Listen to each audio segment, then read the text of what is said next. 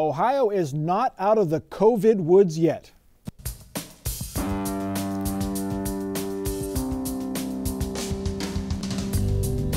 Joining us on Columbus on the Record this week, Sam Gresham of Common Cause Ohio, Julie Carr-Smythe, State House correspondent for the Associated Press, and Terry Casey, Republican strategist.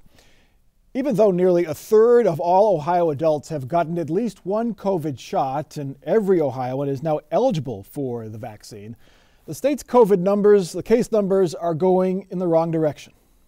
After a long and dramatic decline, cases leveled off last week and are rising this week. These are just all very, very troubling signs. So we don't really know where this is going to be, by the first part of May, where it's going to be by the first part of June. But we know what we have to do. And that, the governor says, is to stay on defense, wear a mask, get the vaccine. Next week, the state will make the shots available on college campuses around Ohio. The state will also run vaccine clinics at workplaces. Julie Carr-Smythe, we're all getting together more than we were in January, but what else might be leading to the increase in cases? Well, Mike, what we've seen is some of the variants of this virus are getting a little more aggressive, and they have been crossing over a little bit from Michigan. We're seeing just heavier case numbers than we had expected. And again, as you say, everybody's loosening up, everybody's tired and fatigued of this, and they have been maybe not being quite as careful. But I think more than anything, the virus itself is just continuing, and the vaccine is trying to keep up. Terry Casey, it's spring break for a lot of students this week, last week, this coming week with the Easter week. But after spring break, these schools are supposed to be pretty much back in full swing. Should the governor reconsider that recommendation, that sort of incentive with cases going up? Well, I think the governor is properly adjusting by putting more of the shots up in northern Ohio, particularly near Michigan. I hate to pick on that state that Woody Hayes called the state up north, but it kind of confirms our worst suspicions of those people in Michigan. And it's also interesting to see states like New York spiking up. So there's a lot of things that are hard to explain about this whole deal. But clearly springtime gets people itching more to eat outside, be with other people, and that's part of the danger zone. Sam Gresham, should the governor pull back on, say, bars? They're open out till closing time, 2 in the morning. We know that the vaccine can spread in bars, especially later as the evening gets later and later in early morning hours. Can the governor, realistically place more restrictions as people are getting vaccinated? I think the governor should do that. I am one of those people to believe that this is a moment in time and you have to respond to that moment. I think the politics of it is two things, the red and blue Democrat versus Republican politics, but there's also an ignorance quotient, which I want to describe, is people don't take this thing seriously. It's like it's going to be a cold. I've lost 3 people in my family from this thing. It's not like a walk in the park.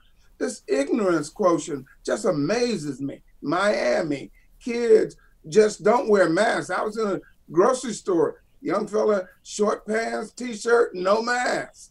I think the ignorance quotient, and we don't want to talk about that, is that some people just disregard the whole thing.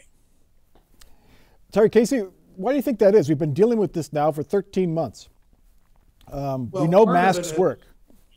Well, part of it, as Julie noted, there is a certain amount of fatigue. And again, when you get out of your car and it's nice and sunny and the air is good, sometimes you do forget, but it's something you got to do. And also, I'm surprised there's a lot of people, they might wear the mask, but they don't have their nose covered up. They don't have things put on there maybe as well as they should. But I think in general, most Ohioans have done a pretty good job. And the fact that we've got so many people vaccinated now, particularly above age 60 and over, that even though we're getting infections, I think the good news is less of it's going to have the serious impact that we had a lot during last year. because, again, so many people older have been vaccinated. Julie, Micah, go ahead, Sam. I don't know if you knew this. Granville Wader recently died from COVID. Yeah, former OSU basketball player. Yes. Yeah. Julie, the governor, 3 or 4 weeks ago, the cases were really coming down fast, and he set this threshold of 50 cases per 100,000 people over a 2-week period, and then he would eliminate all of those restrictions, including the mask mandate. Now it's going the other direction. Is there any thought of changing that threshold now? Is there any regret on the governor's part for setting that threshold when he did? Well, I think that the threshold was a good marker that he felt comfortable with. The problem is that the virus itself, as we say, is just, we're trying to keep it as a globe. The entire globe is trying to keep it from getting more severe and mutating in some way that isn't going to even allow these vaccines to be effective. And I think that, he isn't going to probably want to go back on that now. But at the same time, I mean, even any decision he's going to make to go, to go back to restrictions, as you mentioned, on bars and other things is going to be doubly hard politically speaking at this point, because now we've got nice weather, as Terry says, and people going to the pool and looking to go back to entertainment venues and other things that are trying to open. I just think it's going to be pretty difficult for him now. Yeah, the key is the vaccine. And as more and more people get the shots, questions grow as to whether we must get the vaccine. Some hospitals are requiring their employees to get the COVID shot. Restaurants are considering mandating it for their staffs. Colleges and universities are considering requiring students, faculty, and staff get the shot. There is talk of creating a so-called vaccine passport that will let others know that you are protected. At least one Ohio lawmaker wants to ban such passports. Terry Casey, we mandate vaccines for school kids for measles, mumps, and rubella. Why not mandate vaccines for a virus that has killed 553 Americans and nearly 19,000 Ohioans? It's a legal slippery slope is the main problem. And whether it's President Biden or Ohio's governor, they both recognize to go requiring a mandate on the vaccine or to require the passport would be difficult. And I'm proud to say that I've got my card from the CDC. I'm covering up the sensitive information. But one of the problems on a vaccine passport is this something done by the government, by private industry? How does it work internationally in travel? It's a very complicated type of thing. And from everything I've read, it's not clear legally you can mandate it for everyone, every place to have the vaccine and or have such a passport. And then you get into equity issues because not everybody's got the sophisticated iPhones to be able to flash and show to check in at a restaurant or an entertainment event that you are vaccinated. So it's dangerous legally and technically. Julie Carr Smythe, you can see at some point perhaps, an entertainment venue, say Nationwide Arena or a theater downtown, saying if you want to come to see this performance or this sporting event, you got to show you're vaccinated.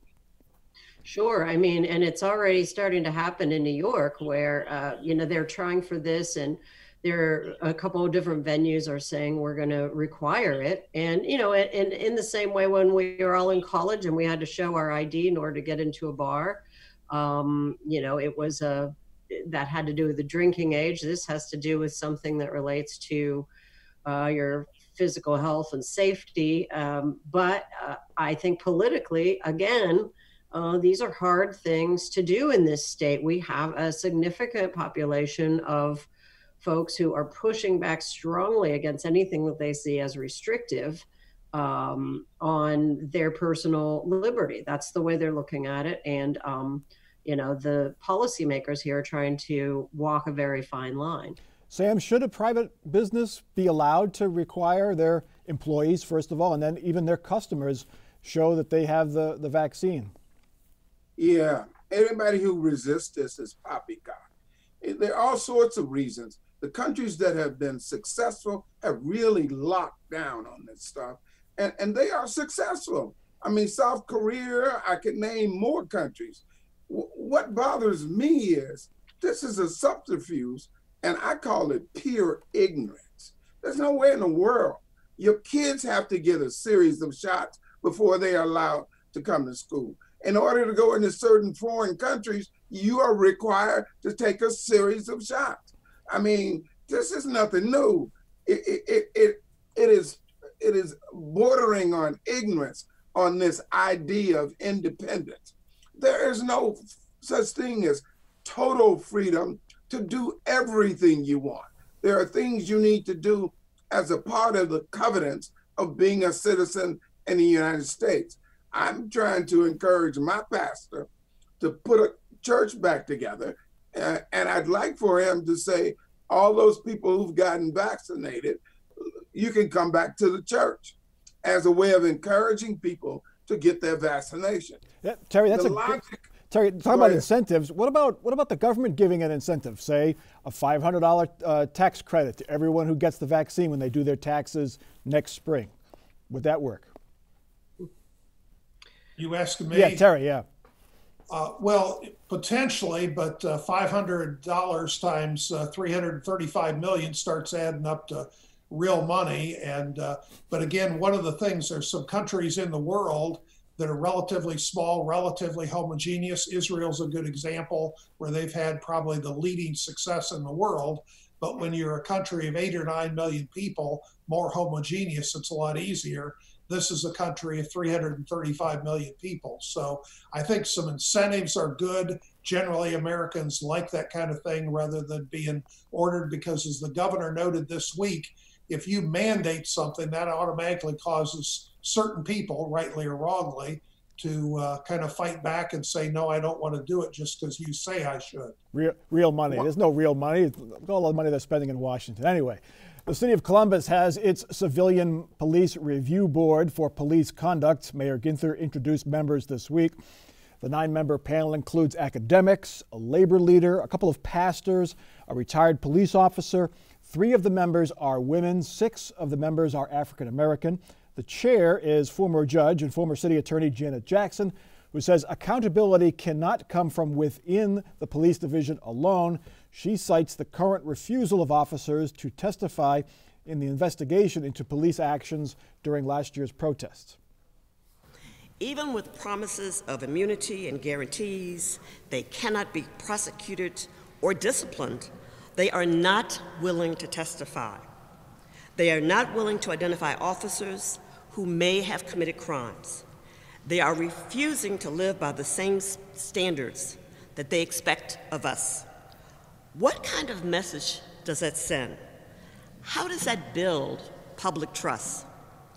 Sam Gresham, what do you think about the membership of this review board? I have no problems or qualms about the members that have been selected. And I think Judge Jackson is an excellent choice to lead. And the reason she knows the law, but she's a firm, balanced person. She hangs around the truth more so than a lot of us others. My problem is this, though. There's automatically a wall being put up by the police department with regards to this commission. They are resisting at all quarters. And that's a typical strategy of the professional organization, particularly police departments. They're resisting everything. That's not a sustainable strategy in today's world. And they better understand that. I'm a strong supporter of splitting the protective services up. You have a police officer who responds to one set of issues, and then you have another person or groups of people who respond to domestic issues, who respond to psychological issues, to split them up. Now, that's a financial issue for the police officers. And my final point on the police that we're not really thinking about, and I hope this group has the power to do it. We need to change the culture of the police department. Not every brute, every bully, every muscle man in the world does not need to be a police officer.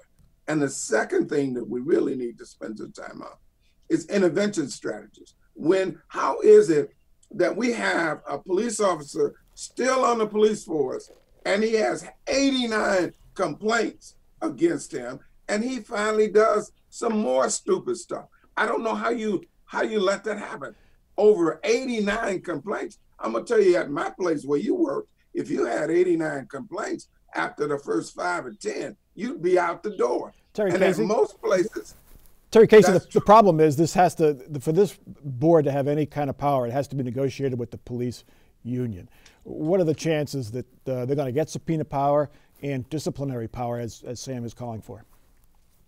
Well, one of the first questions is we've named the members, and I know Judge Jackson and some other people are very good people, but we have no rules as far as how they're going to operate. And if you look across the country, there's 120 some different civilian review boards, but none of them, nobody's yet figured out the perfect way to set it up and also ensure the legal rights and the due process. So writing the rules is going to be very important. Obviously negotiating with the FOP, because most of the members, including the Columbus City Attorney now, says collective bargaining is important. This is a product of collective bargaining. So the details, how do they work it out, is going to be very important in making it be effective and have the credibility and confidence on everybody's part. All right, for much of the past month, the only public activity in the 2022 campaign has been Senate candidate Josh Mandel's controversial tweets, but things could be stirring. On the Republican side, the other official candidate, of course, is Jane Timken. She is active. And now Congressman Mike Turner of Dayton is on a listening tour as he considers a run. On the Democratic side, we're still waiting to hear from former State Health Director Amy Acton, but Congressman Tim Ryan of the Youngstown area this week bragged about raising $1.2 million since January. Terry Casey, he raised about the same amount as Josh Mandel did in the first quarter. What does that fundraising total tell you? Well, one of the things, fundraising is very important, and some people have a lot of money already in their accounts. But remember, maybe this election will be in May of next year, but maybe it's going to be June or later, because until we get the census numbers and they get the districts drawn on congressional seats, the legislature can't determine when are we even going to have the election. And I chatted this week with Jim Renacci, who's mentioned maybe for governor, but he also told me he's thinking about the Senate race too. And there's this thing called name ID in Ohio. And when you look at the candidates, there's a lot of people who might have a regional base, but how well are you known statewide? So raising some money is important, but this is still a big state with 11.5 million people getting known. There's going to be lots required, but there's going to be a lot to happen as far as who lines up in what position between now and 13 or 14 months from now. Julie Carr Smythe, Tim Ryan boosted his name ID when he ran for president, unsuccessfully, of course, but he's often been talked about running statewide, but it looks like now, at least from his fundraising activity, that he's serious this time. Yes, I think he is serious, and the redistricting that Terry mentions is a piece of that. He could be redistricted in a way that isn't good for getting reelected as a congressman. I do think he's serious. I think he's got the backing already of former Governor Ted Strickland and some other powerful Democrats. We've seen even Hillary Clinton on a tweet in favor of Tim Ryan, but. Back to Terry's point, which is a good one, where's the statewide name ID? I mean, Amy Acton does not have any political experience as far as that goes. She's a doctor and, a lecturer and professor and researcher, but she also is known almost everywhere. She spent 6 months going into people's living rooms daily.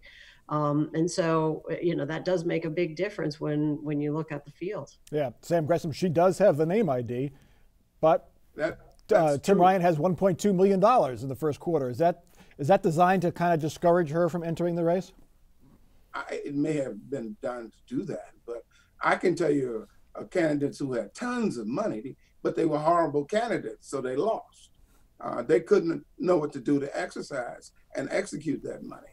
I will say to you, this is going to be a very interesting race on both sides of the aisle. Who's going to go after it? And I'm also going to tell you, we're not going to have the typical turnout after a presidential year. The numbers that are going, people who are going to participate in this coming election will be significantly different. The numbers will be higher.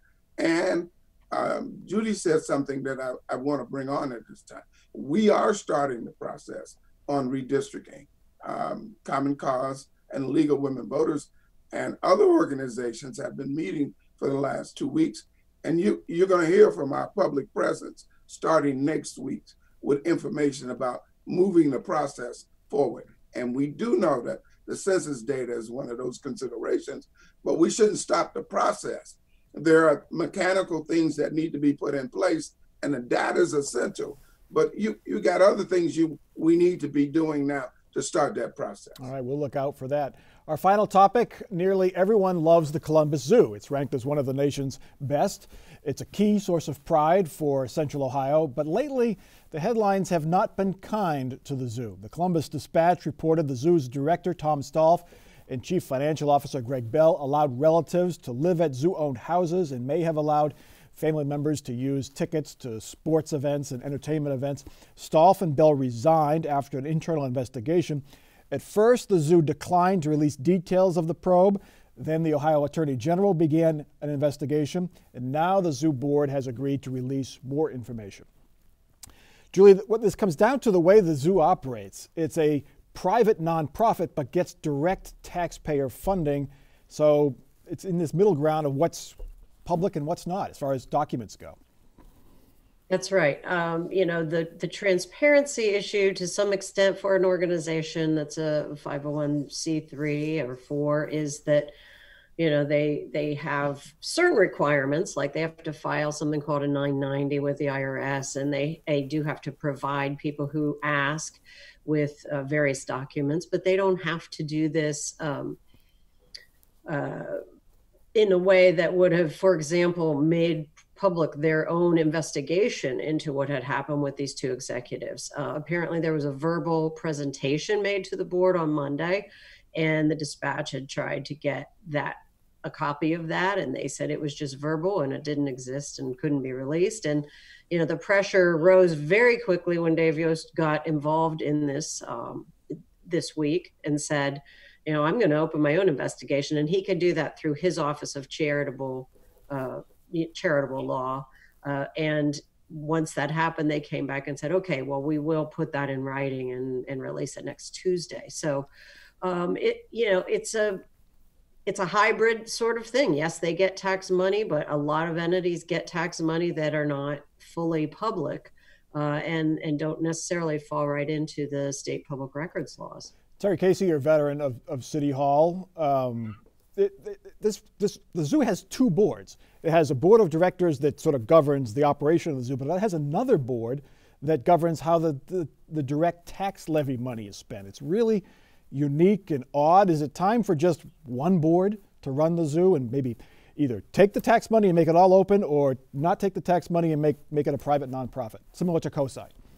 You make an excellent point. They really ought to have only one board, and I think one of the boards has like 30-some members. So a lot of people like having the honorary title of being on the board, but when you have 30-some members on a board, there isn't the proper accountability and supervision. So clearly some things need to be cleaned up. And another twisted angle on the zoo is certain employees, like past directors, have been paying into PERS and collecting PERS pension. So how are you part fish and part fowl? You can't be feet in two different camps. So clearly, I think there needs to be some cleanup on their accountability and their board so that it's a smaller number and everyone knows they're responsible and in charge. All right, let's get to our final off-the-record parting shots. And Sam Gresham, we will start with you. Thank you, Michael. There's once in a lifetime we have to participate in something that is important to our community. Redistricting, both on a congressional and state house level, will start shortly. Please get involved with the process, because you don't want politicians choosing their audience. You want to choose your politician. All right. Terry Casey. The City Hall appointment machine cranks up even more, not just one, but two of the three city council candidates this fall have withdrawn and are going to retire.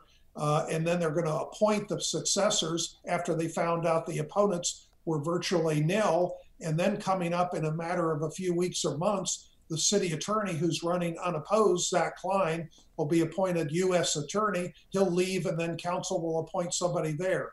So clearly we need more accountability at City Hall instead of just more appointments and insider deals. Terry, any chance the Republican Party of Franklin County will provide that accountability? Well, if they'd asked me, I'd say they need to do a better job of getting candidates, because it's a pretty serious failure that allows this to happen. All right, and Julie Carr Smythe.